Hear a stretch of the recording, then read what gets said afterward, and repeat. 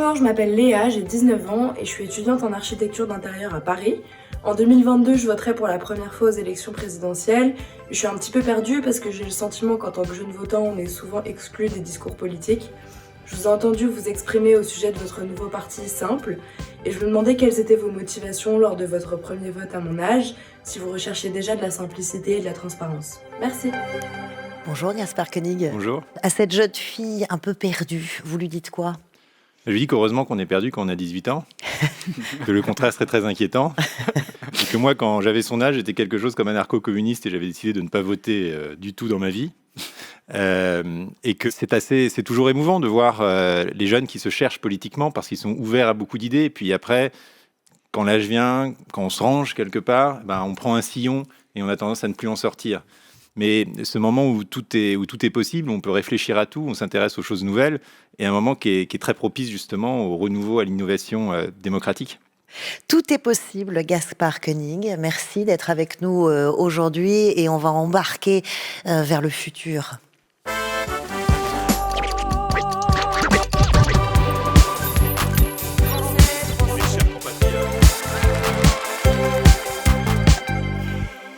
Futur, les futurs, quel futur ? On ne va pas lire dans une boule de cristal, mais tout de même, nous sommes à la veille d'une grande échéance. Nous sommes à la veille d'élire un nouveau président ou une présidente. Les grands enjeux plutôt que les petites phrases, le temps long plutôt que la polémique, c'est ce que nous souhaitons tous. Il y en a un qui regarde loin devant, c'est vous, Gaspard Koenig. Selon vous, notre salut passe par la simplicité. À mes côtés, Christian Roudeau, bonjour. Bonjour, salut à tous. Qui nous aide à prendre du recul et à remettre en perspective. Et puis, Christelle Craplet de BVA, qui prend le pouls de l'opinion pour nous. Bonjour Christelle. Bonjour. Bonjour Gaspard Koenig. Bonjour. Je vous épargne les habituelles façons de vous présenter. Philosophe libéral, auteur prolifique, aventurier de la pensée, libéral, libertaire. Ce qui nous intéresse aujourd'hui, c'est Gaspard Koenig, l'homme politique. Et oui, vous descendez dans l'arène avec un nouveau parti, Simple, et avec un livre manifeste, c'est le petit livre rouge de Gaspard Koenig, Simplifions-nous la vie ou comment se libérer de notre enfer bureaucratique. Ça, c'est vous qui le dites. Mais je voudrais d'abord vous soumettre cette citation du philosophe Henri Bergson. L'avenir, ce n'est pas ce qui va arriver, mais ce que nous allons faire. Et attention, vous n'avez pas 4 heures pour répondre. Bien sûr, parce que Bergson considère que on ne peut pas prévoir l'avenir. En fait, si on prévoit l'avenir, c'est qu'on le met dans des paramètres mathématico-physiques et qu'on oublie ce qui fait véritablement la vie pour lui, c'est-à-dire la créativité humaine et notre capacité à innover, à surprendre. Et je pense que dans un monde de plus en plus contrôlé justement par l'intelligence artificielle, par les algorithmes, par les injonctions gouvernementales, un monde où on est constamment cadré, il est très important de se rappeler que la vie, elle, déborde toujours les cases, qu'elle est singulière, qu'elle est imprévisible. Et c'est au fond tout l'objet de ce mouvement de simplification, c'est de permettre à cette vie-là de s'exprimer.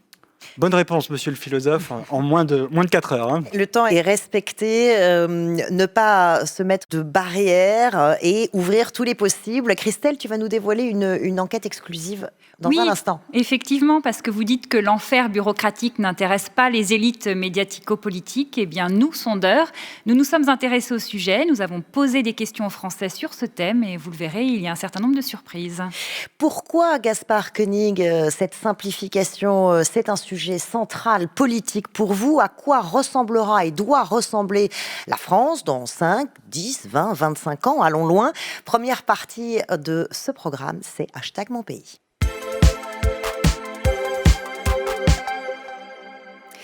Alors, quelle France voulez-vous pour demain? Qu'est-ce que vous nous proposez? La priorité, c'est de d'abord passer par cette simplification, de se débarrasser d'une dictature administrative.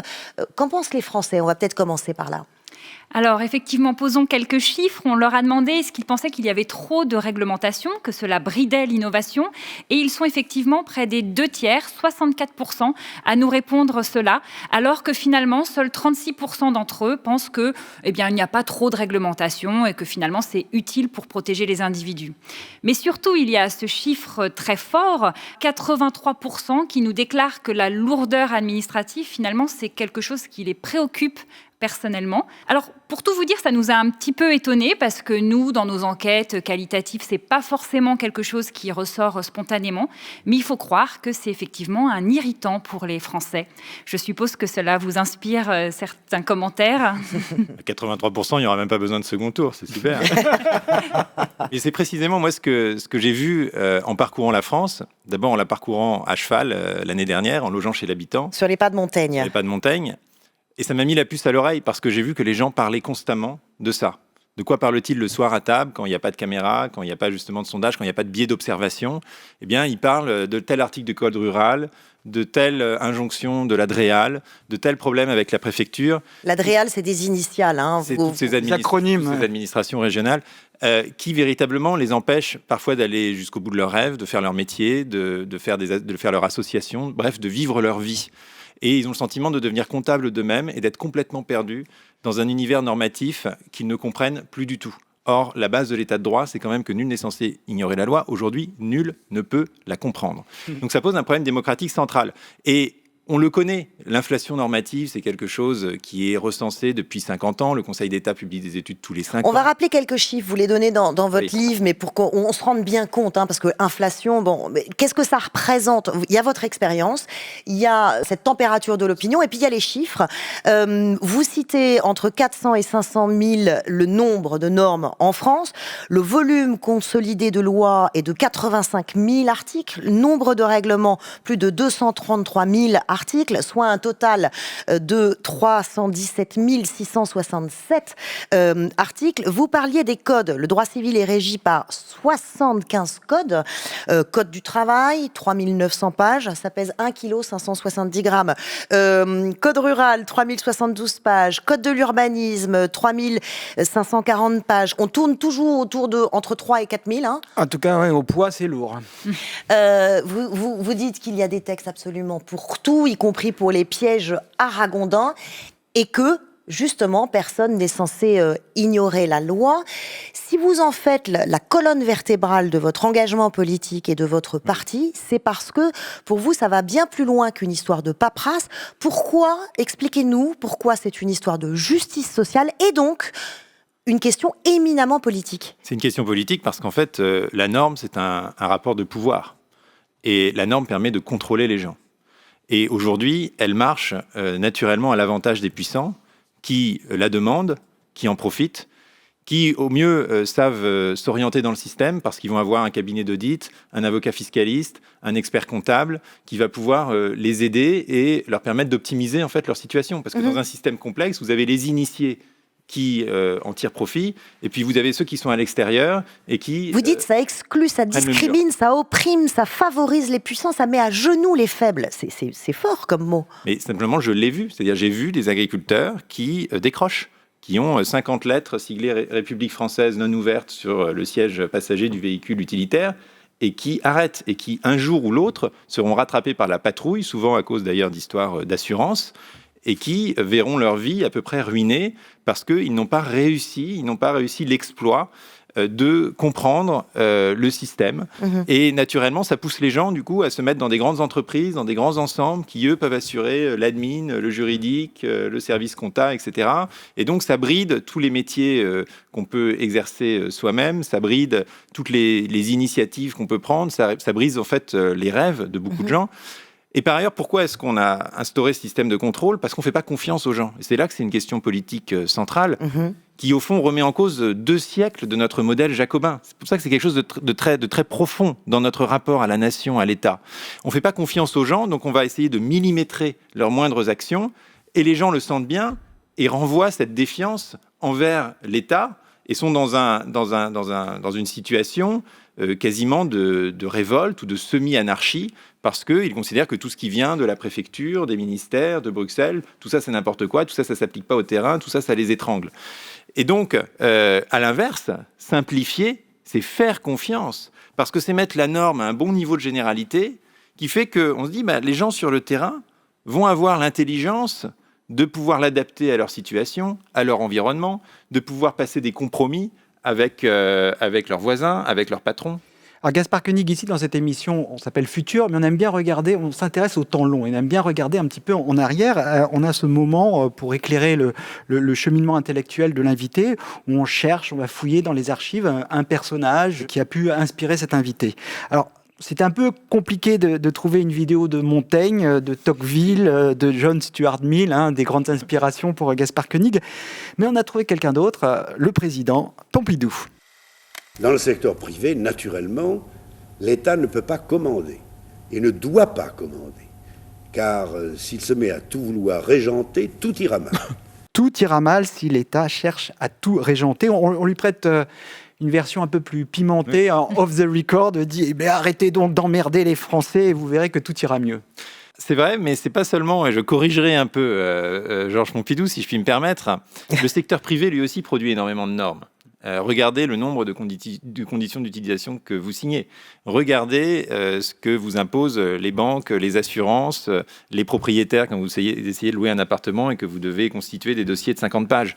Donc au fond, c'est un mal social, sociétal, plus profond qui dépasse la question simplement de l'administration et qui nécessite de retrouver justement d'abord cette confiance les uns envers les autres et d'engager un vrai mouvement de débureaucratisation de notre univers. David Graeber, anthropologue, alors lui plutôt anarchiste, que je lis et que j'apprécie beaucoup, explique qu'il y a ce grand mouvement de bureaucratisation du monde occidental et que ça finit généralement mal dans l'histoire, puisque vous aimez le temps long, il parle lui de la Rome antique, de l'Égypte, de Babylone, qui sont des systèmes qui étaient totalement sclérosés par leur bureaucratie. Au fond, et c'est la même chose en France aujourd'hui, tout le monde savait que ça marche plus. Moi, je rencontre quasiment plus de résistance intellectuelle. Les conseillers d'État vous disent oui, c'est vrai. Les fonctionnaires de terrain vous disent oui, c'est vrai. Donc, les fonctionnaires sont les premiers à le dire. Rien ne se passe. Et pourtant, voilà, l'édifice est très fragile. Plus personne n'y croit. Il n'a plus de force morale. Et là, il suffit, comme le dit Graeber, que le premier barbare arrive à la porte et essaye de la pousser et tout s'écroule. Alors ça, c'est le constat. Rétablir ces deux idées paradoxales qui sont celles du risque et de la confiance, qui ne sont pas contradictoires forcément. Ça met du temps de rétablir la confiance à la fois dans les services publics et dans l'entreprise, puisque vous l'avez dit. Comment on fait pour rétablir cette confiance ? Je pense que c'est un cercle vertueux. C'est-à-dire que quand vous laissez un espace de liberté aux gens, une marge de manœuvre, ils deviennent plus rationnels, ils deviennent plus responsables. Et moi, j'ai vu ça dans mes voyages à travers le monde où justement j'allais regarder des expériences de liberté, que ce soit la démocratie directe en Suisse, le microcrédit au Pérou. Mais c'est des siècles d'histoire et de culture. Comment on peut rétablir cette confiance en France ? Ça prend combien de temps ? C'est vrai que c'est une culture. D'ailleurs, Alain Perfit en parlait déjà dans les années 70, de la société de défiance. Mais je pense que c'est surtout un système d'incitation et donc une question d'institution. Je pense que si on donne aux gens cet espace, les gens ils vont le prendre. Et là, ils sont prêts. Oui, parce que aujourd'hui, plus on infantilise les gens, plus effectivement, nous nous comportons comme des enfants. Plus on leur fait remplir des attestations pendant le confinement qui n'ont aucun sens, plus ils trichent, plus ils en mettent 15 dans la poche, plus ils disent qu'ils ont un chien ou un cheval pour pouvoir circuler librement. Bon. Mais dans un système où on vous dit, voilà la règle générale qu'il faut respecter, à vous d'avoir l'intelligence de l'adapter à votre situation, eh bien vous devenez créatif. Écoutez, je suis allé vous voir au Théâtre des Variétés quand vous avez lancé votre nouveau parti Simple. C'était le 15 novembre dernier. Et installé, alors on était entouré, il y avait effectivement beaucoup de jeunes, ce qui m'a un peu surpris, pour être honnête. Je m'attendais à ce que ce soit plutôt un public assez poujadiste. On se dit, voilà, la question de la norme, des règlements, ça va pas forcément intéresser les jeunes. Eh bien, détrompez-vous, c'est bien le cas. Mais alors, la question que je me suis posée, parce que là, vous êtes dans le constat, mais les solutions, avec une réduction drastique des règlements et des normes, le risque serait une flambée des contentieux. Vous croyez vraiment au pouvoir de la médiation ? La France, pays du compromis et de la concorde, on a un peu de mal à y croire. Alors d'abord, je reviens juste sur le premier aspect, les jeunes. Je pense que la simplicité, au-delà de la question administrative, c'est aussi un formidable thème existentiel qui aujourd'hui concerne justement cette nouvelle génération. Parce que dans la simplicité, il y a la sobriété, il y a la simplicité de vie, il y a le rapport à la nature, il y a le rapport non médié à l'autre. Et moi, c'est un peu, j'ai expérimenté là, pendant ces mois à cheval un dépouillement assez radical. Et je pense qu'il y a un vrai appétit pour ça et qu'aujourd'hui, on ne vit pas tellement une crise de la rareté, comme ça a pu être dans les siècles industriels, qu'on vit une crise de l'abondance, qu'on a trop de tout, trop d'informations, trop d'énergie, trop de biens, et que chacun aspire au fond à se délester d'un certain nombre de choses. Et la simplicité, c'est aussi... Ralentir aussi. Oui, c'est aussi une règle de vie. C'est presque une règle artistique. Regardez comment, quand Michel-Ange parle de son David, il dit... je n'ai pas essayé de construire David, j'ai retiré du marbre tout ce qui n'était pas David. C'est aussi un principe philosophique, c'est le rasoir d'Occam, l'idée de simplifier les concepts pour arriver à une parole très simple, très épurée. Donc ça, c'est quelque chose qui intéresse cette génération. La médiation. Et ensuite, nous avons un projet vraiment radical de simplification. Parce que la simplification, chaque gouvernement, depuis 50 ans, a sa commission de simplification, sa loi de simplification. Alors, le plus drôle, c'est que la dernière loi s'appelait la loi de décomplexification. Donc, c'est dire qu'on était assez mal parti déjà. Rien que pour le dire. Ouais, bon. Et à chaque fois, l'erreur est la même, c'est qu'ils se demandent quelle norme on va bien pouvoir ôter. Mais quand on en enlève une, on rompt un équilibre, donc il faut en rajouter 2. Et pendant ce temps-là, il y en a 4 qui sont revenus par la fenêtre parce que la machine à produire de la norme, elle, continue. Et donc nous, ce qu'on propose, c'est une approche systémique qui se demande quelle norme garder. Et on a appelé ça projet Portalis parce que qui a fait ça ? Eh bien, nous avons quelque chose dans notre propre histoire. Napoléon Bonaparte, qui en 1804 dit « c'est plus possible, ces espèces de magma du droit féodal. Vous allez vous mettre dans une pièce, vous allez travailler 1 an. » Et ça donne le code civil. Et ça donne le code civil. Mais alors, la médiation, comment vous voulez vous y prendre pour faire en sorte qu'on évite les contentieux s'il y a 100 fois moins de normes?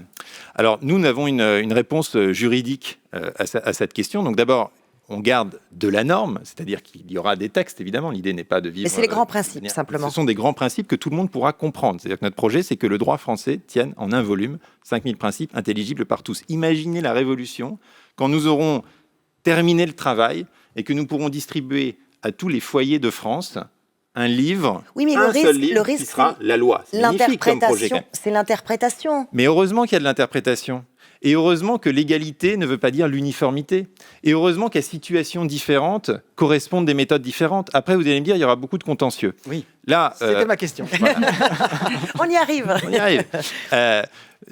Donc, c'est un risque et nous avons proposé 2 réponses dans le livre, mais après, c'est à discuter aussi avec les juristes parce que ce livre est une proposition et donc on attend le retour de toute la profession. C'est un livre que j'ai coécrit avec un docteur en droit public qui lui-même avait une équipe, donc je pense que c'est assez sérieux. Et il dit, d'abord, on va élargir au droit civil la notion qui est aujourd'hui une notion de droit administratif d'erreur manifeste d'appréciation. Pour faire simple, ça veut dire que le juge n'interviendra que quand il y a une erreur manifeste. Mais ça veut dire qu'on change la manière dont on applique la loi.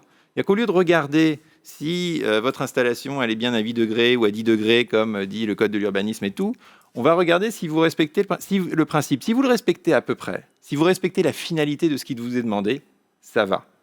Et par ailleurs, on va généraliser les principes de la médiation, effectivement, qui marchent aujourd'hui. C'est-à-dire que pour les petits litiges, les chiens qui aboient, les trop hautes, etc., quand on met les gens dans une pièce, à 75%, ils résolvent leurs problèmes sans avoir à passer par le juge. Parce que rien qu'en se regardant les yeux dans les yeux, de manière un peu institutionnalisée dans une pièce où il y a un médiateur, ils arrivent à se parler et ils arrivent à trouver une solution de bon sens. Donc, vous avez une vision optimiste de l'homme. Oui, exactement. Et oui, faire confiance au risque, à la complexité. Vous êtes un défenseur acharné de l'initiative, de la confiance dans l'individu et donc de sa responsabilité. Et vous nous invitez sur le plan philosophique et économique à repenser le libéralisme. Alors, ce libéralisme, c'est un mot qui fait peur quand on ne le comprend pas bien, notamment en économie. C'est presque un gros mot en France. Oui, c'est un mot qui fait effectivement assez peur aux Français. Nous, il y a 1 an, on a réalisé une enquête où on testait un certain nombre de mots. On leur demandait, finalement, pour vous, c'est quelque chose de plutôt positif, négatif ou ni l'un ni l'autre. Et dans notre classement, le mot libéralisme, il était plutôt en bas de classement, avec des réactions très ambivalentes. 4 sur 10 qui vous disent que ça évoque quelque chose de négatif.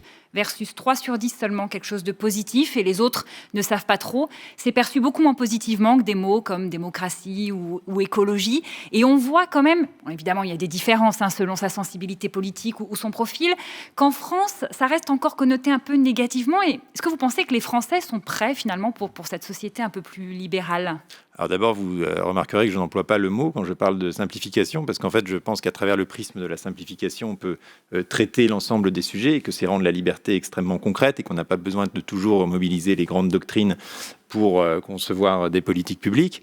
Après, sur le libéralisme lui-même, dont moi je m'inspire philosophiquement, je vous l'ai dit, quand j'étais jeune, j'étais deleuzien, anarcho-libertaire. Et puis peu à peu, je me suis dit, mais en fait, cette appétence pour la liberté, comment est-ce qu'elle se construit en termes de politique publique ? Parce que ça n'existe pas dans Deleuze. Et j'ai trouvé les auteurs libéraux un peu par moi-même, et je me suis dit, ça correspond bien à l'idée que je me fais d'un État qui ne juge pas les gens, qui ne juge pas les comportements des gens, mais qui leur donne les moyens d'accomplir leurs désirs, de trouver leurs valeurs, d'avoir des modes de vie aussi variés, divers que possible. Alors sur le mot pose problème en France, c'est clair. Je pense qu'on le confond beaucoup avec néolibéralisme. Et le néolibéralisme, c'est quelque chose que je condamne plus que tout. C'est l'association d'un gouvernement très puissant et de grandes entreprises qui fonctionnent Thatcher, Reagan... Voilà, qui fonctionnent selon le principe d'utilité. Le libéralisme, le vrai, c'est en fait le libéralisme français. C'est nous qui avons inventé le mot quand même au 19e siècle. Quand vous lisez libéral dans les romans de Stendhal, c'est le révolté. C'est celui qui lutte contre l'autoritarisme du pouvoir royal, par exemple. Quelle serait la juste place de l'État dans cette société libérale que vous appelez de vos voeux ? Alors la formule magique pour moi, c'est que l'État doit donner à l'individu les moyens de son autonomie. C'est vrai qu'il ne doit pas lui dire quoi faire, mais il doit lui donner les moyens de faire. Donc il a un rôle très important, mais il n'a pas à émettre de jugements moraux. Mais donc ça veut dire qu'il doit donner l'information aux gens, il doit donner aussi les moyens financiers, par exemple. C'est pour ça que je suis favorable à un revenu universel. Et on y reviendra. Parce que je pense que pour avoir les moyens de décider de sa vie, il faut aussi avoir une barre de liberté réelle, en avoir les moyens financiers. On va en parler. Alors restons sur la place de l'État, cette place qui semble, selon vous, la place la plus équilibrée. C'est un peu le sujet marronnier d'une campagne présidentielle, à savoir le nombre de fonctionnaires. Est-ce qu'il faut tailler ou pas à la hache, vous savez. Alors, on en parle un petit peu moins en ce moment que, par exemple, en 2017 avec le programme Fillon. Alors, petit point à data basé sur les chiffres les plus récents de l'INSEE. La France compte 5 660 000 fonctionnaires et assimilés. Ceci pour près de 30 millions d'actifs, donc un actif sur 5 travaille dans la fonction publique. Mais regardons maintenant un comparatif international du nombre de fonctionnaires par habitant.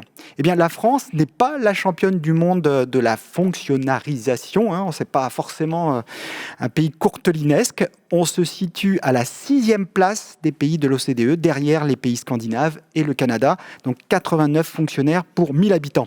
Alors, Gaspard, vous ne voulez pas tailler à la hache dans les effectifs de la fonction publique, mais vous voulez réinventer l'administration. Comment ? Mon but n'est absolument pas de réduire le nombre de fonctionnaires.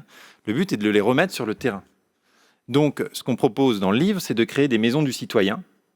Aujourd'hui, le gouvernement a commencé à recréer des maisons France Service qui sont sur les territoires et qui donnent accès aux différents services publics. Mais les agents qui gèrent ces maisons France Service ont juste un pouvoir de conseil. Et ils donnent aux gens l'adresse des sites, éventuellement un numéro de téléphone. Nous, ce qu'on veut, c'est que sur le territoire, partout sur le territoire, il y ait ces maisons du citoyen où les gens peuvent rentrer et où ils ont en face d'eux quelqu'un qui a un pouvoir décisionnaire.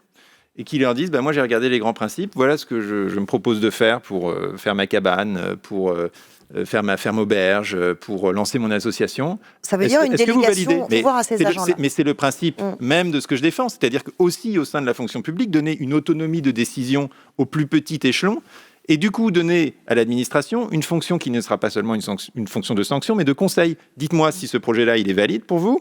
Non, pourquoi ? Qu'est-ce que je dois faire ? Ah, je dois faire ça, d'accord. Maintenant, il est valide ? Oui, très bien, vous me donnez un rescrit administratif. Du coup, en cas de contrôle, je peux l'opposer. Et donc, je retrouve de la sécurité juridique. Et aujourd'hui, beaucoup de gens font des choses en se disant ah tiens, s'il y a une commission, je vais être planté, ils vont me trouver un truc. Et ils sont donc, du coup, ils essayent de se mettre dans des interstices, ils vivent un peu cachés. Tout ça est très malsain, n'est pas bon pour notre démocratie, n'est pas bon aussi pour... est très bon pour les extrêmes, quelque part, parce que, du coup, les gens ne croient plus au système. Donc, je pense qu'il faut remettre les agents au service, véritablement, du citoyen. Et eux-mêmes le demandent, parce qu'il y a eu des sondages qui sont sortis récemment et qui montrent le mal-être de la fonction publique, qui elle-même n'en peut plus de faire un métier qu'ils considèrent absurde et qui n'est pas fidèle à leur idéal. Et nous, on a beaucoup de gens qui nous écrivent, qui sont des proviseurs, des fonctionnaires des DREAL, évidemment des profs, des policiers, des infirmiers, qui dénoncent exactement la même chose. Tout le monde a besoin d'autonomie dans son métier, qu'on soit fonctionnaire ou qu'on travaille dans le secteur privé. Vous dites que cette inflation de normes, c'est une forme d'exercice du pouvoir. L'entreprise est elle-même un bourré de normes, un monde ultra normé. Là aussi, vous voulez le simplifier, le libérer. À quoi ressemblera l'entreprise de demain? Quelle est sa place? Quel est son rôle? Et je dirais même, quelle est sa responsabilité dans le monde de demain? Je vais commencer par une anecdote qui m'est arrivée récemment. J'ai été contrôlé par une contrôleuse de train donc, à la SNCF, qui est un service marchand, la SNCF, même s'il est public. Et je m'étais trompé dans le mois de mon billet. Et elle a disons, compris ma bonne foi et elle ne m'a pas fait payer d'amende. Elle m'a juste fait payer le prix du billet. Et elle m'a dit, mais en décembre, ça ne sera plus possible parce qu'en décembre, désormais, il y a un nouveau système où on va fonctionner en escouade. Et puis, on devra appliquer le règlement à la lettre. Donc, on n'aura plus aucune marge de manœuvre pour exercer notre jugement. Elle dit, dans ce cas-là, moi, ça ne m'intéresse plus d'être contrôleuse. Moi, j'ai demandé mon transfert dans un autre service. Et c'est précisément le monde dont on ne veut pas. C'est le monde où, en fait, on transforme les gens en robots. Parce qu'on leur demande d'appliquer de manière mécanique une règle, qu'elle soit édictée par l'entreprise ou qu'elle soit édictée par l'État. Et donc, un monde d'entreprise libéré, entre guillemets, c'est un monde où précisément le but de l'entreprise et du management, c'est de confier au plus petit acteur le maximum de responsabilités possibles, encadré bien sûr, mais de lui dire oui, vous avez une marge pour négocier, vous avez une marge pour faire un prix, vous avez une marge pour essayer de comprendre une situation avec votre intuition, avec parfois des erreurs. Mais en fait, sans ça, on arrive à un univers qui est non seulement robotisé, mais déshumanisé. Là aussi, vous voulez rétablir, il faut rétablir la confiance à la fois des collaborateurs de l'entreprise au sein de l'entreprise, vous parliez de cette contrôleuse, et la confiance du consommateur aussi dans ces grandes entreprises. Comment on rétablit cette confiance? Ça passe par quoi concrètement? Je pense que ce qui est important, encore une fois, c'est que le consommateur, il ait l'information. Donc, et ça, pour le coup, c'est le rôle de l'État de s'assurer que les produits répondent à un certain nombre de labels, par exemple, qui fait qu'on sait ce qu'on achète, on connaît les conséquences de nos actes sur l'environnement, sur le social, etc. Et du coup, on peut orienter nos comportements de consommateurs en fonction de cette information. Et donc, vous voyez, là, c'est assez parlant sur le rôle que j'attribue à l'État. Le rôle de l'État n'est pas de dire ce que les entreprises ont le droit de vendre ou pas, n'est pas de dire ce qu'elles doivent faire ou pas, si elles doivent faire de la RSE ou pas, mais c'est simplement d'être certain que le consommateur est informé de tout ça et donc peut ensuite exercer son jugement pour choisir l'un ou l'autre, suivant ses goûts et ses convictions, mais qu'il y en ait pour tout le monde. On va ouvrir un peu les frontières dans notre monde globalisé. L'enjeu majeur de demain, c'est évidemment la question du dérèglement climatique. Comment on fait sans normes? Autrement dit, quand on a un objectif aussi important, il faut bien de la contrainte pour y arriver, non? Et encore une fois, je ne veux pas un monde sans normes. Je veux des normes compréhensibles. Et en fait, quand les normes sont compréhensibles, on peut davantage les respecter. C'est un peu l'équivalent de la révolution protestante pour la lecture de la Bible. Avant, il fallait un intermédiaire, c'était le prêtre, pour pouvoir lire le texte sacré. Aujourd'hui, il faut des intermédiaires, des syndicats, des partis politiques, des juristes pour pouvoir lire le texte de loi.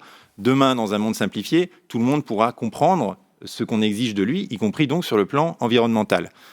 Sur l'environnement, d'abord, de point de vue un peu philosophique, je pense que la recherche de simplicité est très liée, au fond, au rapport à la nature.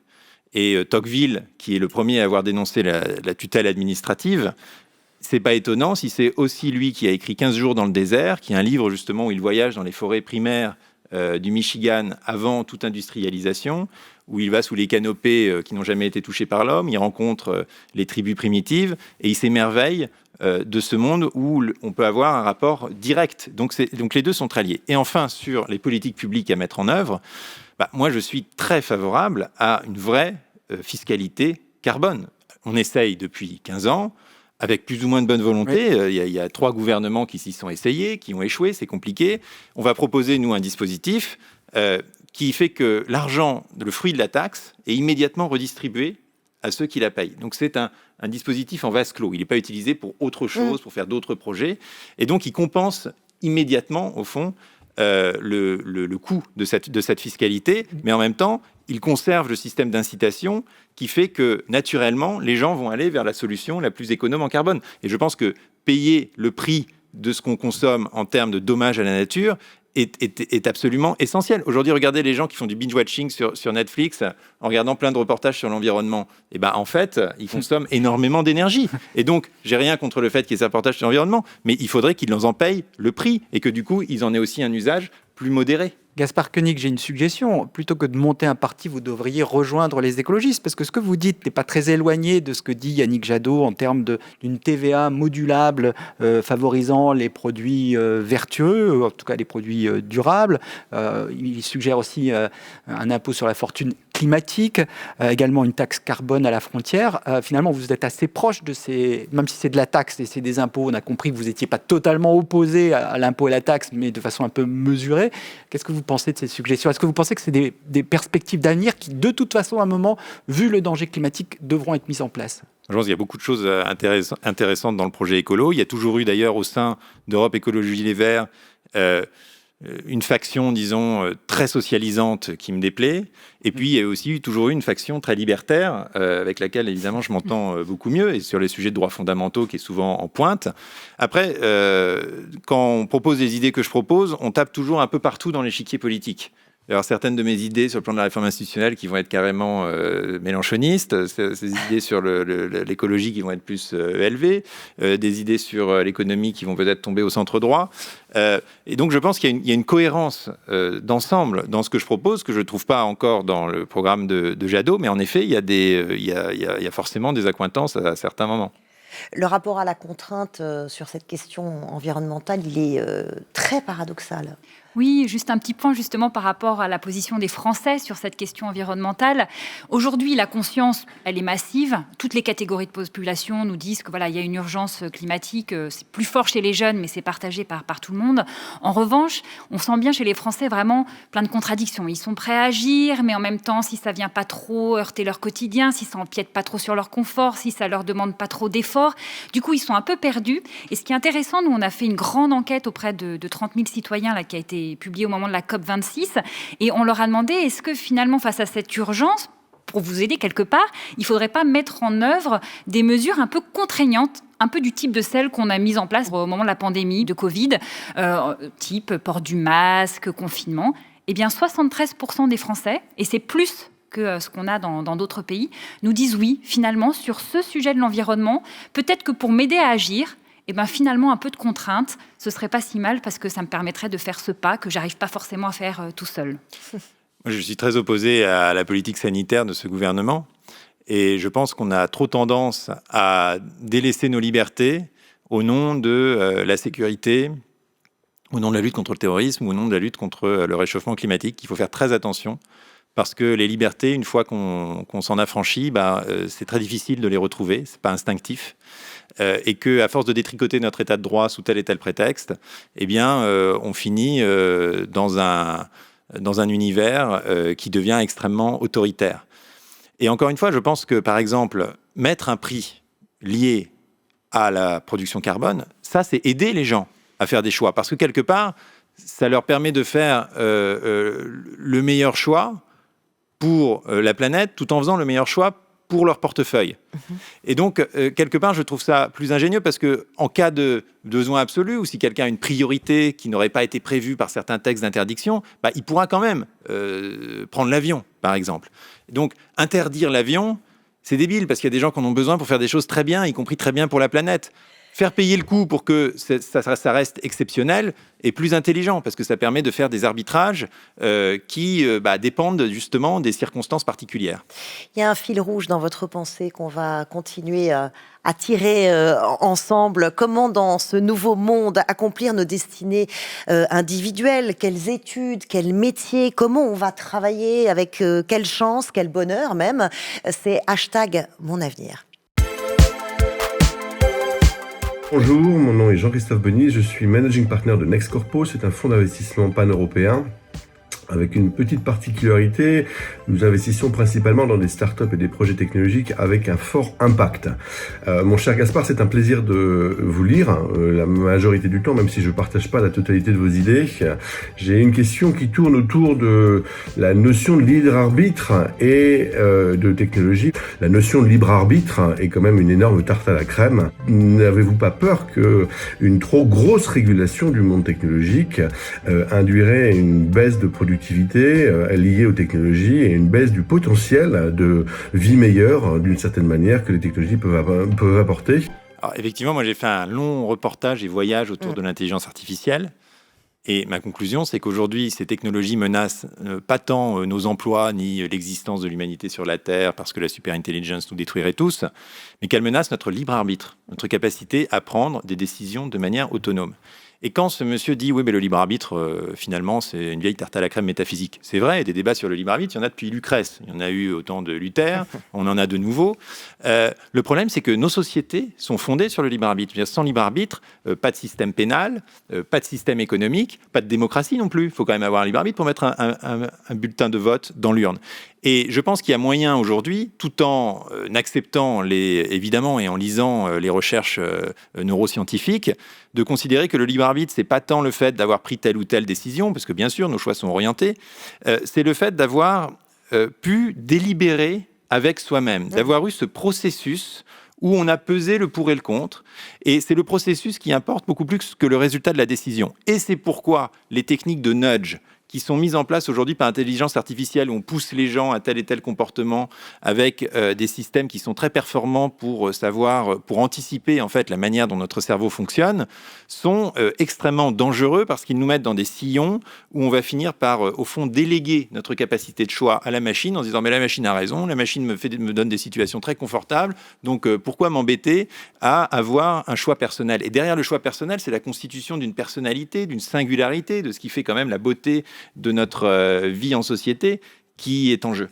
Gaspard, mettons un peu de côté toutes ces questions passionnantes au demeurant de l'intelligence artificielle, donc cet aspect éthique, même si c'est au cœur effectivement de votre réflexion. Vous parliez d'un reportage, c'est même un livre, vous êtes modeste, c'est La fin de l'individu, voyage au pays de l'intelligence artificielle, et c'est effectivement intéressant. Et pour le besoin de ce livre, vous avez quand même rencontré 120, 130 grands spécialistes, acteurs de l'IA. Et donc voilà, moi ce qui m'intéresse aujourd'hui et ce qui intéresse certainement nos amis internautes, c'est aussi quel sera le marché de l'emploi, le marché du travail du futur, en prenant en compte effectivement l'intelligence artificielle, le machine learning, le deep learning. J'aimerais avoir, vu que vous avez quand même acquis une certaine expérience en la matière, avoir votre vue là-dessus. Je pense qu'on exagère beaucoup les effets de l'intelligence artificielle sur le travail, que la question de la disparition du travail est, alors là pour le coup, une vraie tarte à la crème, parce que depuis Aristote, dès qu'il y a une innovation technologique, on dit c'est la fin du travail. En fait, le travail, c'est un besoin humain. On travaille parce qu'est-ce qu'on fait là en ce moment? On travaille, mais on a envie de le faire. Et donc, on n'a pas envie de passer sa vie à jouer aux jeux vidéo. Et même ça, quelque part, parfois, c'est un travail. Donc, je pense que la question est de savoir si on va adapter notre travail à la machine ou si la machine va s'adapter à notre travail. Aujourd'hui, par exemple, quand vous construisez un port, j'ai été voir des ports en Chine qui sont gérés par l'intelligence artificielle. Effectivement, vous pouvez exclure le travail humain du port, mais ce port n'est plus un port, c'est juste un lieu de transit des marchandises. Qu'est-ce qui fait la beauté d'un port? C'est précisément qu'il y a tous ces échanges, qu'il y a toute cette vie. Et donc, est-ce qu'on adapte les systèmes d'intelligence artificielle à ce qu'on a envie de faire en tant qu'humain? Et à ce moment-là, évidemment, ils sont très utiles. Ou est-ce qu'au fond, on se transforme nous-mêmes pour pouvoir... est-ce qu'on devient nous-mêmes robots, en fait, pour leur obéir? C'est ça la grande question. C'est la grande question. Et quand on se projette dans le monde du travail de demain, on hésite très franchement entre ça va être une libération pour nous, parce qu'on a beaucoup d'outils technologiques qui nous y aident. Et puis c'est aussi le grand flip, pour être honnête. À quoi il va ressembler le monde de demain? Est-ce que franchement on va être plus heureux? Et ça, c'est à nous d'en décider. Il n'y a aucune fatalité technologique. Moi, quand j'ai fait mon voyage à cheval, on peut dire que j'étais quand même déconnecté et que, alors là, pour le coup, j'avais beaucoup de libre arbitre et de responsabilité. Et néanmoins, j'utilisais une application qui permet de reconnaître les feuilles des arbres. Et ça, c'est de la pure intelligence artificielle, parce qu'elle va comparer la feuille à tous les exemples qui ont été postés par tous les gens qui les ont labellisés, et elle va vous donner une probabilité que ça soit un être, un chêne, etc.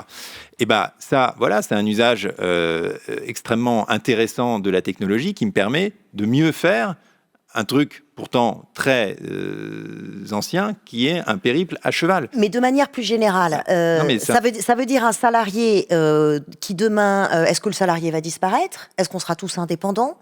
Est-ce qu'on sera tous chez soi avec des machines? Est-ce qu'on sera plus heureux? Ça va donner quoi? Bon, la question est moins la question de la machine que la question dont on conçoit le salariat.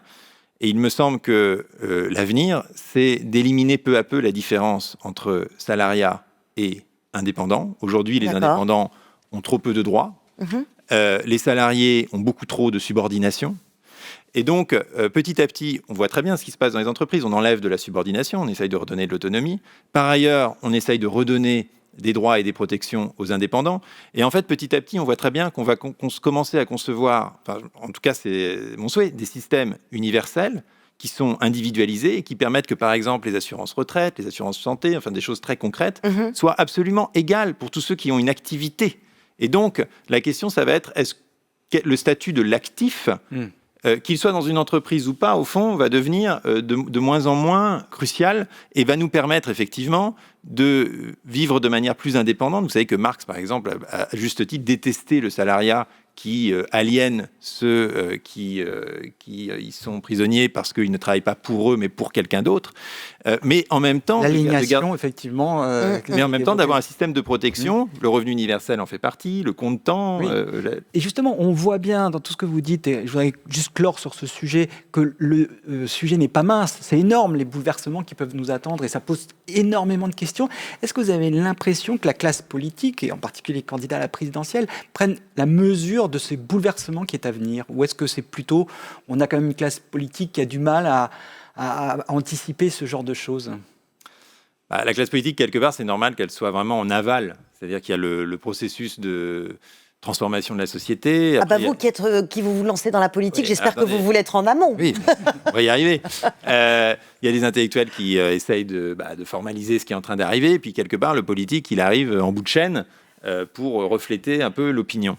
Mais le problème, c'est qu'effectivement, aujourd'hui, on a l'impression que le politique, c'est pas qu'il comprend pas les transformations, c'est qu'il a peur de la radicalité. Et c'est étonnant dans un pays où tout le monde se veut révolutionnaire, où d'ailleurs le président actuel avait écrit un livre au titre totalement trompeur, franchement, Révolution. Et donc chacun crie à la révolution. D'ailleurs, tous les ministres, quand ils annoncent un programme, vous avez remarqué, ils disent que ça sera la révolution. Alors la révolution de ceci, de cela. Tout le monde est révolutionnaire. Et au pouvoir, tout le monde est extraordinairement timide, même si vous comparez avec d'autres pays voisins où on sait réformer, c'est-à-dire changer un système, changer une structure. C'est un écueil auquel vous échapperez vous aussi si un jour vous êtes élu? En tout cas, le programme qu'on propose sur la simplification, par exemple, c'est un programme d'une radicalité le petit livre extrême, c'est-à-dire de diviser par 100 le nombre de normes. Le revenu universel, c'est quand même très radical aussi. L'autonomie locale, c'est très radical. Tout ça, c'est radical, mais c'est réaliste, c'est chiffré, c'est possible.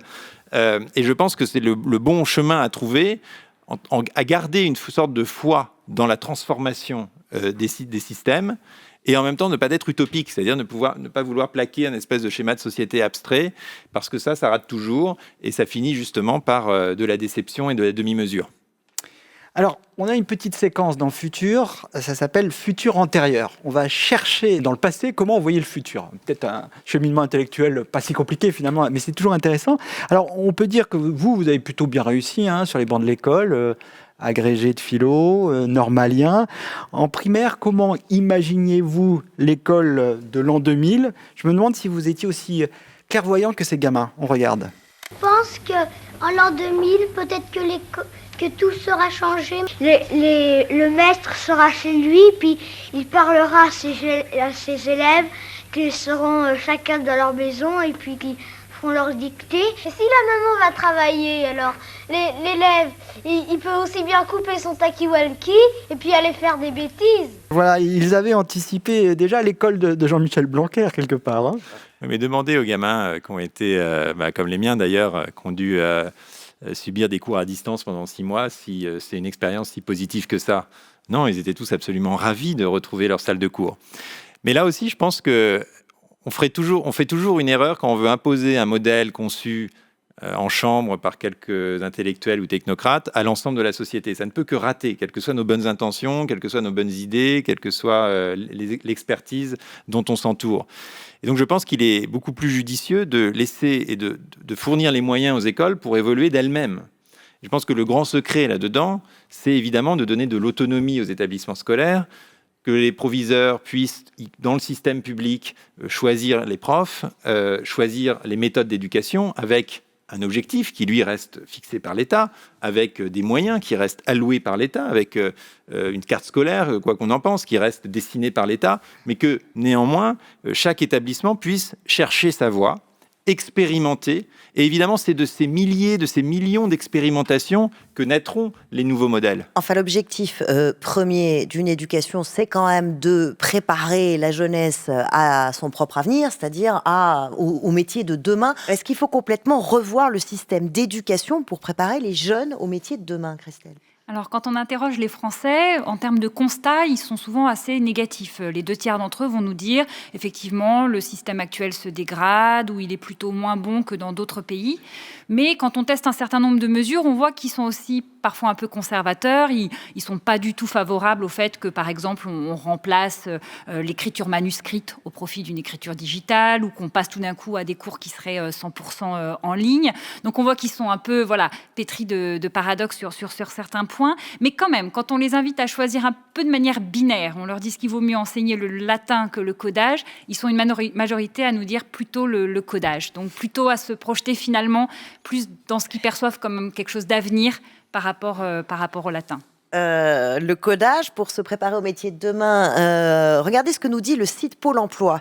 85% des emplois de 2030 n'existent même pas encore. Alors, on peut déjà commencer à les identifier. On parle beaucoup en ce moment des roboticiens, des data scientists, des imprimeurs 3D, des jardiniers urbains, coach en carrière pour seniors, et oui, avec le vieillissement de la population, et même planificateur de fin de vie. Pour organiser sa fin de vie, c'est morbide, mais c'est comme ça, il va bien falloir s'organiser. Et même thérapeute en désintoxication digitale, on imagine qu'ils auront beaucoup de succès. En termes de besoins et de demandes, selon la dernière enquête BMO 2021, BMO c'est les besoins en main-d'œuvre, les informaticiens, on y revient, se classent en 2e position, juste derrière les aides à domicile et aide ménagère dans le top 15. Dans les métiers en tension, c'est intéressant, Gaspard Koenig, la data d'un côté, le service à la personne de l'autre. Mais je m'excuse, mais je vais juste revenir à quelque chose d'assez basique, qui est que l'école, au moins jusqu'à 16 ans, n'est pas là pour préparer à l'emploi tout court. Ni de demain, ni d'aujourd'hui, ni d'hier. Ah bon ? Non. Elle est là, depuis Victor Cousin, pour émanciper les individus de leur milieu, leur ouvrir l'esprit, leur donner les connaissances culturelles qui leur permettront d'évoluer en société, leur apprendre l'histoire pour qu'ils sachent d'où ils viennent en tant que citoyens et en tant qu'êtres humains. C'est avant tout à ça que sert l'école. C'est pas ce que pensent les parents. Les parents, ils veulent quand même les préparer. Non mais attendez. Français, ils nous disent, eux, que pour eux, l'école doit quand même préparer à l'avenir et notamment à l'avenir professionnel. Mais on est beaucoup mieux préparé au métier de demain quand on a une solide culture générale, qu'on sait réagir en société et qu'on sait justement prendre des décisions de manière indépendante que quand on a passé 5 ans à apprendre le coding. Alors c'est très bien d'ailleurs d'apprendre le coding, c'est formidable qu'il y ait des cours de coding, mais ça ne peut pas se substituer à l'apprentissage des humanités. Et moi, je vois très bien dans les gens qui aujourd'hui évoluent justement dans les sphères d'intelligence artificielle que j'ai beaucoup fréquentées, vous avez plein de gens qui ont étudié la philosophie, parce que ça leur a donné une alacrité, une vitesse d'esprit qui fait qu'après, ils se sont mis sans trop de problèmes à quelque chose d'autre. Et comme les métiers de demain seront justement, comme on ne les connaît pas d'abord, comme ensuite, ça sera un univers du travail probablement très dynamique, plus flexible, avec des gens qui pourront réorienter leur carrière de manière plus intense. Et bien, précisément, il faut leur donner, au fond, de quoi savoir prendre leurs propres décisions, plus que du contenu. Parce que ça, le contenu, ils vont l'apprendre au fur et à mesure, comme tout le monde. Mais il ne faut pas perdre de vue que l'école est là pour nous donner une culture commune. C'est vraiment ça l'essentiel. Alors, je ne sais pas si beaucoup d'enfants rêvent de ne pas travailler dans la vie. En tout cas, ce serait une option possible si votre idée d'un, je cite, revenu de liberté pour tous, le LIBER, si cette idée voyait le jour. Votre think tank Génération Libre l'avait proposé, c'était en 2014. À la dernière présidentielle, le candidat socialiste Benoît Hamon avait repris le concept à son compte. et il s'était pris une claque monumentale. Je ne sais pas si ça a un lien de cause à effet. En tout cas, c'était le résultat des urnes qui était assez sévère. En tout cas, 5 ans après, on a retesté l'idée, Christelle, auprès des Français. Alors, ça donne quoi ? Alors aujourd'hui, on a 59% des Français qui nous disent qu'ils sont favorables à ce revenu universel quand on leur explique brièvement de quoi il s'agit. Alors l'adhésion n'est pas non plus massive dans le sens où on a 17% seulement qui nous disent qu'ils sont très favorables et quand même 41% qui sont opposés. Mais c'est vrai que quand on compare à ce qu'on observait juste avant l'élection de 2017, où on avait posé cette question, on a quand même une progression de l'adhésion. À l'époque, c'était plus partagé, c'était moitié-moitié pour ou contre. Aujourd'hui, ils sont une petite majorité qui sont favorables. Il faut quand même garder à l'esprit que pour certains, le revenu universel, c'est aussi synonyme finalement de décourager. On découragerait le travail et finalement on encouragerait ce qu'on peut appeler l'assistanat. Alors c'est tout l'inverse parce que l'assistanat, c'est aujourd'hui. Aujourd'hui, vous avez une bureaucratie sociale terrible qui fait que les gens qui font des demandes de RSA, par exemple, ils ont 18 pages à remplir avec des acronymes totalement incompréhensibles. Vous avez, comme toujours, les initiés qui peuvent fraude parce qu'ils connaissent bien les arcanes du système et vous avez effectivement des centaines de millions de fraudes tous les ans. Et puis vous avez tous les outsiders, entre 1 tiers et 2 tiers des bénéficiaires potentiels du RSA qui ne touchent rien parce que c'est trop compliqué, parce qu'ils sont perdus. Et vous avez tous ceux qui l'ont, qui ont peur de le perdre en permanence et qui du coup ont peur d'entreprendre, ont peur d'avoir des activités qui vont pas être un CDI mais qui vont leur apporter un petit complément de revenus et ont peur du contrôle parce qu'il faut aller se justifier auprès des CAF, parce qu'il y a des inspecteurs des CAF qui peuvent débarquer chez vous pour vérifier si vous vivez en couple ou pas, parce que si vous vivez en couple, à ce moment-là, c'est conjugalisé, qui regarde combien il y a de brosses à dents dans le verre. C'est ça la réalité du contrôle social aujourd'hui. Et le revenu universel n'est jamais qu'une formidable simplification de notre système d'allocation qui dit on automatise tout ça, on ne vous demande plus rien, tout individu a droit à la même chose, donc il n'y a plus de conditions, tout le monde le touche et ensuite vous en faites ce que vous voulez. Mais quand vous en faites ce que vous voulez, qu'est-ce qui se passe ? Ça, les expérimentations qui ont été faites, notamment en Inde par Guy Standing, mais aussi celles que j'ai été voir moi au Brésil, dans des petits villages au-dessus de Sao Paulo, montrent absolument toutes la même chose. Vous donnez aux gens une stabilité sur un revenu minimal qui leur permet simplement de survivre, de subvenir à leurs besoins de base, qui est quand même le minimum quand on vit dans une société prospère.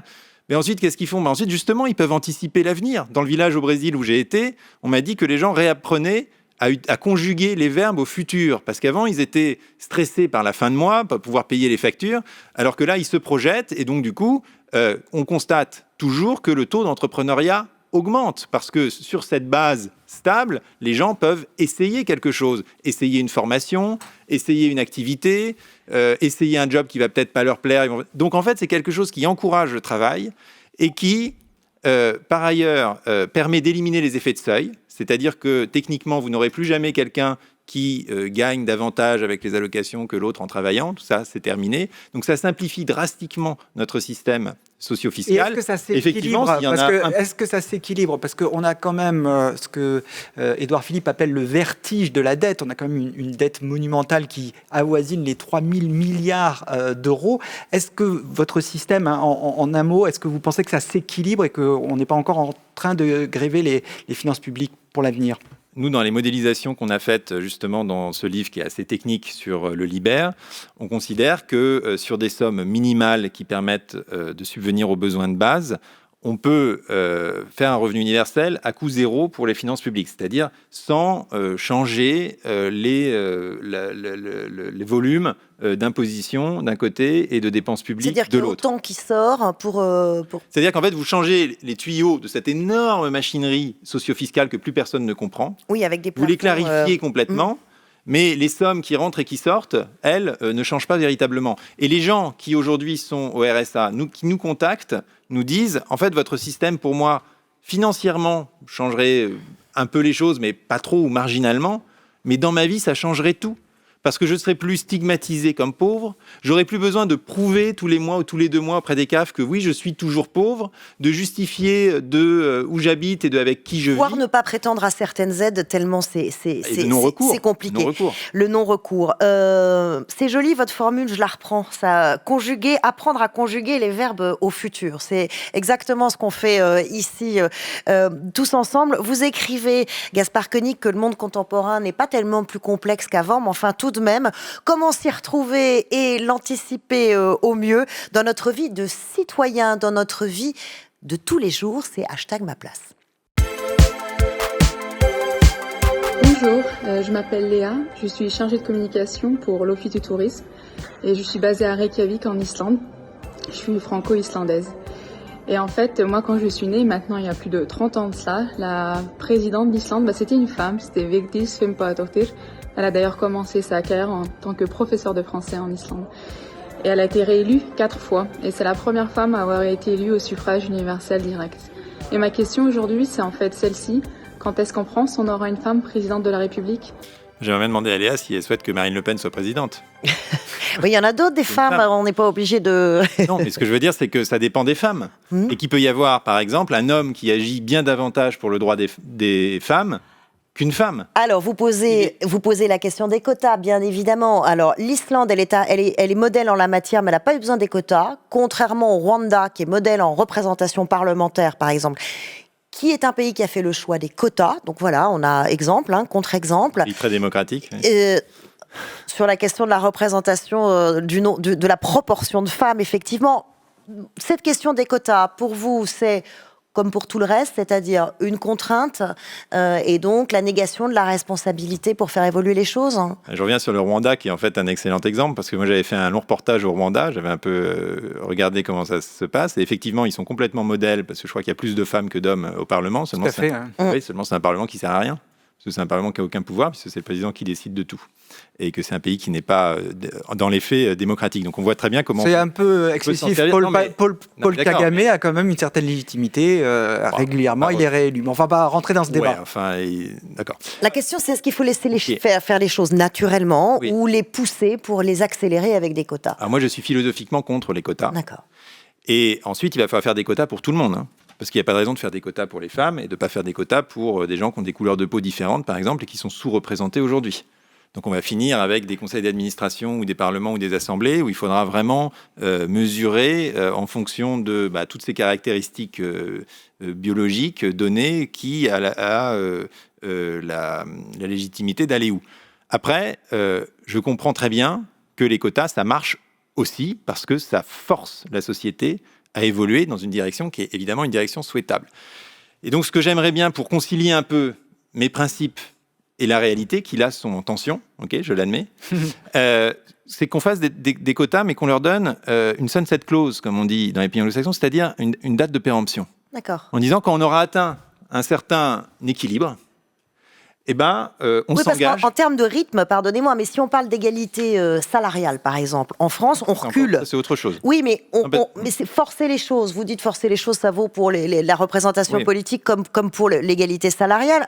On recule en France. En gros, les chiffres nous disent que si on continue à ce train-là, ça repousse toujours d'autant. L'égalité, on l'aura obtenue en 2234. Mais ça, je pense que pour les salaires, la question, elle est beaucoup plus facile philosophiquement, parce que là, c'est une question de discrimination. Si vous touchez moins qu'un homme au même niveau de salaire, il est tout à fait logique que le droit et le juge interviennent. Parce que là, c'est une discrimination. Donc là, c'est clair. C'est plus une question là, de compétences ou de quotas. Donc je pense que la question est différente. Et encore une fois, sur les quotas, si on dit, voilà, on s'engage à ce que quand on aura atteint l'équilibre qu'on souhaite sur X années, on fait disparaître ce système. C'est-à-dire qu'on comprenne bien en tant que société que c'est quelque chose de provisoire, de temporaire, une échéance. Pour corriger une situation qui est anormale, mais que ce n'est pas une solution pérenne ni... C'est intéressant ce côté incitatif, parce que quand même, vous n'aimez pas l'excès de loi, et on peut le comprendre. Néanmoins, si on voit la loi Copé-Zimmermann en 2011, ça a fait quand même bouger les choses dans les conseils d'administration des grandes entreprises. Petit chiffre, en 10 ans, la proportion de femmes dans les conseils d'administration est passée de 20 à 47%. Je pense que personne ne peut s'en plaindre. Non, mais je vous redis ce que je disais, c'est-à-dire que ces lois soient là pour, à un moment donné, forcer une évolution qui est souhaitable. D'accord. C'est difficile de s'y opposer, mais que ces lois doivent, à un moment donné, il faut avoir le courage, et c'est le courage qu'on a en fait rarement. On s'arrête où, à 50-50 ? De les supprimer, il faut dire, voilà, quand on a atteint 50-50 sur 10 ans, j'en sais rien. Enfin, il faut trouver une sorte de paramètre chiffré, et une fois que ce paramètre a été intégré, on considère que la société a intégré cette égalité, et que donc désormais, on peut la laisser fonctionner d'elle-même et que ça évitera d'avoir tous les effets aussi pervers que peuvent parfois causer les quotas. Ici, à Futur, on veut s'inscrire, vous l'avez compris, dans le long terme. On va parler de sécurité. Alors, ça peut paraître paradoxal, puisqu'on peut considérer que c'est un débat à court terme et même un débat extrêmement crispé, surtout lors des campagnes présidentielles. Il n'empêche que, historiquement, cette question de la sécurité, elle a toujours été au cœur de la préoccupation des électeurs et des programmes des élus. Nouveau convive qui s'est invité à la table de ce débat sur la sécurité. Encore une fois, les nouvelles technologies. Oui, alors on en a testé 2, la vidéosurveillance et la reconnaissance faciale, en demandant aux Français s'ils étaient favorables au développement de ces outils. Alors sur la vidéosurveillance, c'est plutôt assez massif, près de 8 sur 10 qui nous disent qu'ils sont favorables au développement de la vidéosurveillance. C'est un peu plus partagé sur la reconnaissance faciale, mais on a quand même une majorité qui se prononce en faveur du développement de cet outil-là, 57%. On ne sent pas chez les Français une très grande crainte à l'égard de ces outils-là, globalement, et notamment la vidéosurveillance. Ils sont plutôt pour leur développement. Je trouve qu'il y a une grosse différence entre les deux techniques, tout de même, sur le fond. C'est que la vidéosurveillance, vous n'êtes pas identifié, et en fait, les bandes ne sont absolument pas utilisées s'il n'y a pas d'incident. Alors que la reconnaissance faciale, c'est quelque chose qu'il y ait d'incident ou pas, va vous identifier. Et moi, pour avoir justement fait ce reportage sur l'intelligence artificielle, notamment en Chine, j'ai vu les city brain, comme ils les appellent, c'est-à-dire les salles où on contrôle la ville, et on peut zoomer sur n'importe qui et avoir son état civil. Au point qu'en Chine aujourd'hui, quand vous traversez hors des clous, vous avez votre visage et votre nom qui s'affichent sur un écran géant pour vous faire honte et vous recevez en direct une amende sur votre téléphone portable. Est-ce que c'est vraiment cette société-là dans laquelle on veut vivre ? Moi, je pense que c'est le plus grand danger. C'est l'attraction qu'exerce aujourd'hui, notamment sur une grande partie de la classe politique, le modèle asiatique. En disant, regardez, c'est formidable, c'est efficace pour lutter contre les virus, c'est efficace économiquement, et puis si on ne le fait pas, l'Europe va disparaître dans la compétition entre la Chine et les États-Unis, et puis nous, et ça j'ai entendu des ministres dire ça, nous, oh là là, on a tous ces trucs ringards, la CNIL, les droits fondamentaux et tout ça, ça nous empêche d'avancer. Et aujourd'hui, on est dans une zone très dangereuse où pour la première fois de notre histoire, la prospérité et les droits fondamentaux ne vont pas de pair. Et que, effectivement, si on veut être super performant et éliminer le plus possible le crime, les incivilités et tout ça, si on met de la reconnaissance faciale partout, on va finir par y arriver. Si on permet aux grandes entreprises d'amalgamer les données de toute la population, elles vont être plus performantes, effectivement. Et là, c'est un choix de civilisation. Et je pense que nos valeurs européennes, d'autonomie d'individus, justement, n'ont jamais été aussi importantes à défendre pour dire que ce n'est pas notre modèle. Et d'ailleurs, c'est plutôt la voie que suit la Commission européenne dans ses différents règlements qui proposent, Commission européenne, d'interdire la reconnaissance faciale dans l'espace public, comme l'a déjà fait la Californie. On ne peut pas dire que la Californie est technophobe. Et précisément parce qu'ils connaissent les dérives de technologies qu'ils ont eux-mêmes mis au point, ils prennent des mesures en fait assez radicales et assez restrictives. Justement, Gaspard, on voit bien que vous craignez, ça c'est un petit peu votre fil conducteur, le cauchemar orwellien de 1984 où on serait tous surveillés. Et il y a quand même, moi j'ai envie d'avoir une autre lecture, notamment des sondages que vient de nous donner Christelle.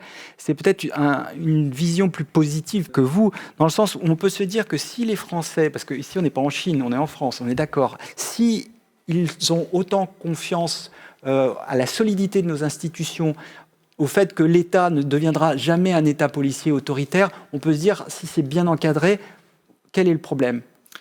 Ça, je pense que c'est justement la grande illusion de penser que parce que nos dirigeants ont l'air raisonnables, présentent bien, du coup, on est assez confortable pour éliminer nos contre-pouvoirs. C'est ce qui se passe aujourd'hui. Ça fait, sur les dernières 6 années, on a passé plus de temps en état d'urgence que sans état d'urgence, ce qui veut dire tout simplement que sur les grandes questions de société, notamment sur les mesures sanitaires, le Parlement n'a plus voix au chapitre et tous les 6 mois vote pour ne plus voter. C'est pas le cas en Angleterre, c'est pas le cas en Allemagne, c'est pas le cas en Espagne, c'est pas le cas en Italie. Nous, on est toujours en état d'urgence. Et on se dit, c'est pas grave, c'est normal, parce que regardez, ce gouvernement, il est constitué de gens qui ont l'air tout à fait modérés, raisonnables. Donc, on peut leur laisser nos libertés, pas de problème. On leur fait confiance, ils vont assurer notre sécurité, notre santé. Moi, je ne crois pas du tout. Je pense que tout pouvoir a besoin de contre-pouvoir que, comme le dit Lord Acton, le pouvoir corrompt naturellement, et que pour empêcher le pouvoir de corrompre, il ne faut pas juste se fier à la bonne mine d'un dirigeant parce que on est en France, ça ne peut pas se passer en France. Il faut mettre en place des institutions qui, précisément, empêchent et toujours contredisent le pouvoir. Gaspard Koenig, il ne s'agit pas seulement de bonne mine. On a des institutions solides quand même, avec des pouvoirs, des contre-pouvoirs en France, dans un État qui, jusqu'à preuve du contraire, reste démocratique, avec des institutions. Vous voulez les changer, soit. Mais puisque vous parlez de cette pandémie, et projetons-nous dans le futur, il y en aura d'autres. Qu'est-ce que, justement, vous nourrissez comme réflexion par rapport à ça? Sur les règles, sur les libertés individuelles qu'on aura ou qu'on n'aura plus, mais aussi sur notre responsabilité collective. Je pense que, justement, la pandémie a été une excellente illustration de ce que c'est que la production normative laissée à elle-même. Les attestations ont été quand même un chef-d'œuvre de cauchemar bureaucratique qu'on a été à peu près les seuls à mettre en place, et qui justement évacue toute responsabilité individuelle, c'est-à-dire qu'on peut expliquer aux gens ce que c'est que le virus, comment on se protège, comment on empêche de le transmettre, et là non, on doit constamment Je pense qu'ils sont nombreux à l'avoir compris, mais si on se projette demain... Non, mais ce que je veux dire, c'est que du coup, avec tout ce système mis en place, les gens n'avaient plus peur du virus, ils avaient peur de la police, et ils passaient leur temps à essayer de trouver des solutions pour contourner le système, et c'est précisément tout ce que j'aborde, c'est-à-dire une infantilisation qui provoque des comportements tout aussi stupides que les lois qui sont censées les empêcher, et qui nous met dans ce cercle vicieux où on est constamment à jouer au chat et à la souris. Bon, ça, c'est des papiers pour se déplacer. Mais si on prend la question la plus sérieuse du vaccin, puisqu'on va avoir une multiplication, et on est en train de courir avec ces vaccins derrière ce virus, et c'est le jeu du chat et de la souris, mais bon, pour l'instant, c'est l'arme la plus puissante et la plus efficace qu'on ait. Quelle est notre responsabilité par rapport à ça ? Justement, maintenant qu'on a des vaccins, alors d'abord c'est formidable que l'État les ait, diffusés auprès de la population, que les scientifiques du monde entier aient contribué à les trouver en un temps record, c'est formidable, super. Mais précisément, maintenant qu'on a le vaccin, que ce vaccin est universel, disponible, efficace, et sera rendu encore plus efficace par les rappels qui arrivent. Du coup, c'est quasiment plus une question de politique de santé publique, c'est vraiment une question de responsabilité individuelle, parce que si vous voulez vous protéger... Donc on laisse tranquille ceux qui ne veulent pas se faire vacciner. Si vous voulez vous protéger aujourd'hui, vous pouvez. Et j'encourage tout le monde à le faire. Donc ça veut dire que ceux qui risquent d'avoir des formes graves, de vraiment pâtir de la circulation du virus, sont ceux qui, quelque part, ont fait le choix de ne pas se faire vacciner. Je serais moins contre une obligation vaccinale que cette espèce de truc très hypocrite qu'est le pass sanitaire, qui délègue au fond les pouvoirs de police à des gens qui n'ont rien à faire avec tout ça, qui sont les serveurs, les gens qui m'ont contrôlé avant de venir à cette émission, qui ne sont pas censés contrôler leurs concitoyens. Et donc, quelque part, l'État devrait avoir, s'il souhaite mettre en place une obligation vaccinale, je ne suis pas favorable, mais je serais moins indigné, devrait avoir le courage d'aller jusqu'au bout, de dire, oui, c'est une obligation, et c'est les forces de l'ordre qui la mettent en œuvre, et on ne demande pas aux gens de cliquer 5 fois par jour pour rentrer dans les espaces publics. Et il ne faut pas oublier que ce qui se passe en ce moment, là on parlait de la dérive à la chinoise, je parle vraiment de l'instrument qui a été choisi, qui est le pass. C'est vraiment le début d'une société où l'espace public, qui est un espace de libre circulation, qui est l'espace de vagabondage dans la cité, qui est en fait l'espace depuis l'Antiquité de l'agora, c'est là que se font les échanges, c'est là que se fait le débat démocratique, est un espace qui devient tronçonné, en sas,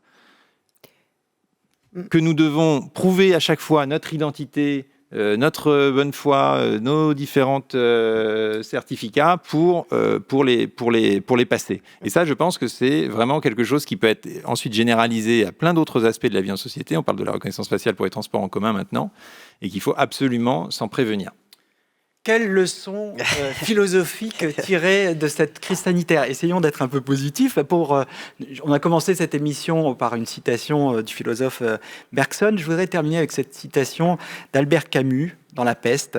« Ce que l'on apprend au milieu des fléaux, c'est qu'il y a dans les hommes plus de choses à admirer que de choses à mépriser. » Vous n'avez pas 4 heures encore, mais 20 secondes. Et moi, c'est ce que j'ai découvert quand même dans ce voyage à cheval. Ce qui était incroyable, c'est la générosité et l'hospitalité des gens. Parce que quand, en fait, vous êtes dans situation de vulnérabilité, vous n'avez qu'un moyen de vous en sortir, c'est de demander de l'aide. Et vous apercevez que l'aide, on vous la donne, que c'est un vieux réflexe anthropologique qui est toujours là.